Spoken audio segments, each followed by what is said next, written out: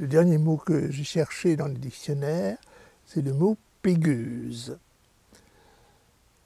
J'ai reçu un courriel d'une amie que vous connaissez, Dominique Sigaud, qui me parlait des démêlés qu'elle avait avec la nouvelle municipalité qui venait d'être élue dans sa ville, municipalité gauche plurielle. Donc elle se plaignait du fait que tantôt elle avait un oui quand c'était un écolo qui lui parlait, tantôt c'était un non quand c'était le contraire. Un oui quand c'était un communiste qui lui parlait, un non quand c'était un écolo, un peut-être quand c'était un socialiste. Et elle terminait en disant « Je connais trop bien cette gauche pégueuse ». Je me suis dit « Mais qu'est-ce que c'est qu'est-ce que ça veut dire ?» Je sentais bien le contexte que c'était pas laudatif. Puis la première hypothèse, je me suis dit oh, c'est sûrement une faute de frappe. Je me suis dit, bon, qu'est-ce que ça pourrait être comme autre mot mégueuse, gueuse. Bon, je me suis dit, bon, on va regarder. J'ai regardé. Maintenant, j'ai perdu l'habitude d'utiliser les dictionnaires papier, sauf pour les petites vérifications de dates ou de choses de ce genre-là, où j'utilise le Larousse papier. Mais par exemple, le Littré que j'ai en la version complète du 19e siècle, c'est devenu lourd à manier, donc j'utilise. Donc j'ai fait une recherche. Et je suis renvoyé un adjectif, pégueux, avec un X, féminin pégueuse, sur le site Larousse, langue française Larousse. Alors je ne peux pas garantir que ce soit dans une version papier de Larousse, mais en tout cas c'est sur le site langue française de Larousse. Donc pégueux, pégueuse, présenté comme dérivé de peg, comme régional et signifiant poisseux, poisseuse. Bon, ça fait tout à fait sens avec ce que je lis. Mais en dessous, sur Google, il y a une référence à cette nouvelle entité qui est le Wiktionnaire ou Wiktionary. Et là, c'est plus complet parce qu'il renvoie, d'abord, il ne renvoie pas à PEG, il renvoie à l'occitan, pégos, que je prononce mal, mais enfin, pégos. Ils ajoutent une citation d'un auteur qui est un auteur qui a écrit dans les années 50 un livre qui a fait pas mal de bruit à l'époque, je ne me rappelle plus le titre exact, mais disons que c'est quelque chose comme l'honneur de M. Pédonzig ou l'honneur de Pédonzig. Enfin.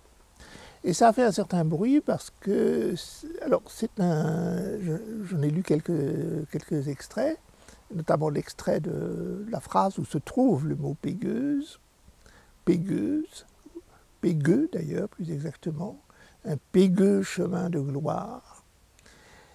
C'est un texte qui est écrit en vers.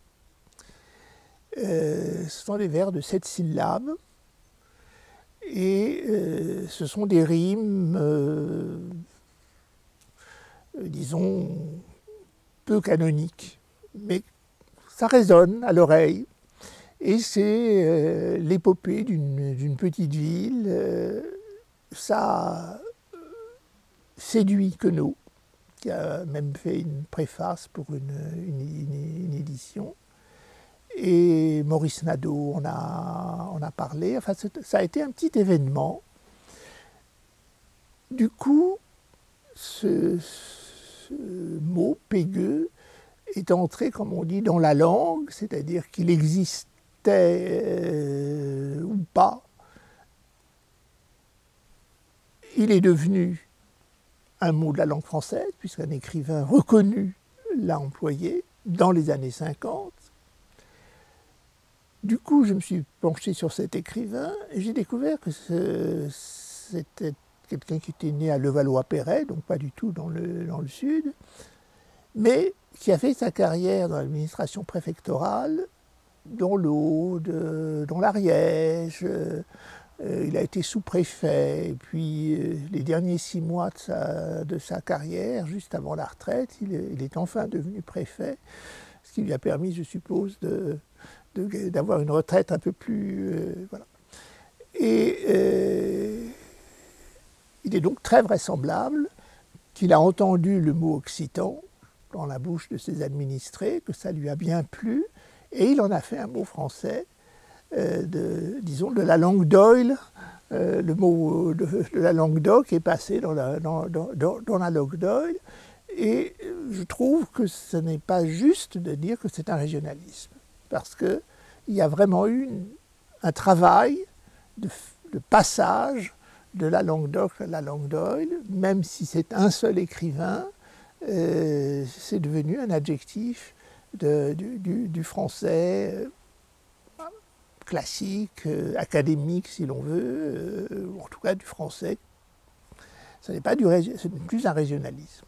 La deuxième chose qui m'a intéressé, c'est qu'en fait, le Larousse le réfère à Peg. Or, Peg, ce n'est pas du tout un mot régional. Il a disparu du français du Nord, mais au Moyen-Âge, ou dans ce qu'on appelle le moyen français, c'est un mot tout à fait courant, y compris sous la plume d'écrivains du Nord, un mot technique pour désigner la poire. Péguer, le verbe péguer était tout à fait courant. Donc, en francisant, entre guillemets, ou en faisant entrer dans la langue du Nord un mot qu'il a entendu dans la bouche en 1955, on parlait l'occitan de manière assez fréquente. Ce sous-préfet écrivain a fait revivre une famille de mots qui avaient existé dans le français du Nord, qui avaient tout simplement cessé d'exister. Et c'est ce qui explique aussi pourquoi le mot se fond si facilement, se coule dans la bouche et s'écrit si facilement. Puis, en continuant ma recherche, j'ai découvert que depuis quelques années, je crois que c'est en 2015 que la décision est tombée au journal officiel, le mot pégosité est devenu un mot technique de la chimie. Pour désigner un phénomène spécifique qui est que une matière, un métal, mettons, soit dans la capacité de se coller à soi-même, sans l'addition d'une substance collante extérieure. C'est ce matériau qui, par lui-même, est collant, et seulement collant à son propre égard. Il n'est pas collant pour d'autres. Donc c'est un phénomène tout à fait spécifique et qui a été observé sur les fusées à Kourou, en Guyane, sur les fusées qui revenaient sur Terre après avoir été lancées dans l'espace.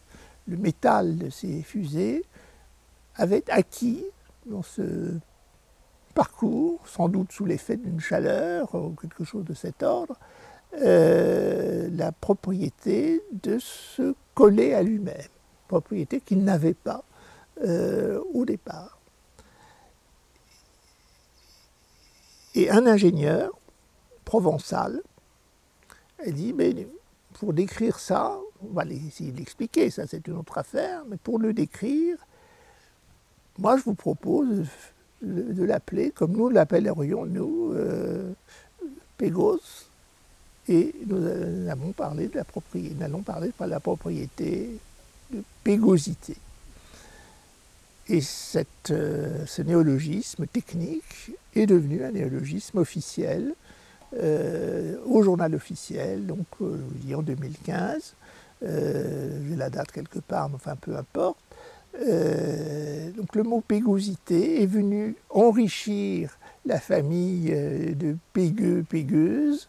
Je suis en plus persuadé que l'ingénieur en question n'avait pas en tête le livre dont je parlais tout à l'heure, mais il y a une sorte de naturalité, d'écho qui se fait, et maintenant nous avons une famille complète, ou presque complète, avec un adjectif, le nom abstrait pégosité, et il ne reste plus qu'à fabriquer, à utiliser le verbe péguer pour que ce soit complet.